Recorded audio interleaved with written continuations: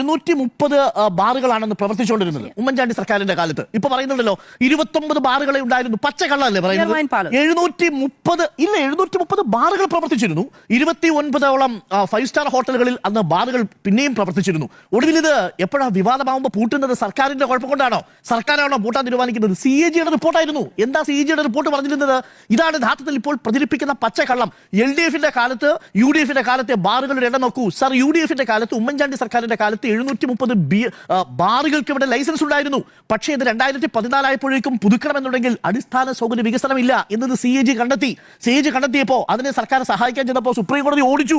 Supreme കോടതി ആ മാനദണ്ഡങ്ങൾ കർക്കശമാക്കി. ഒടുവിൽ മാർച്ച് 5-ാം തീയതി മുതൽ ഇനി ഈ സംസ്ഥാനത്ത് ക്ലാസിഫിക്കേഷൻ നടത്താതെ, കർശന മാനദണ്ഡങ്ങൾ പാലിക്കാതെ, അടിസ്ഥാന സൗകര്യ വികസനം നടത്താതെ ഈ 418ഓളം ബാറുകൾക്ക് ലൈസൻസ് കൊടുക്കാൻ പറ്റൂല എന്ന് സുപ്രീം കോടതി പറഞ്ഞു. രാമചന്ദ്രൻ കമ്മീഷൻ റിപ്പോർട്ടിൽ വന്നു, CAG റിപ്പോർട്ടിൽ വന്നു.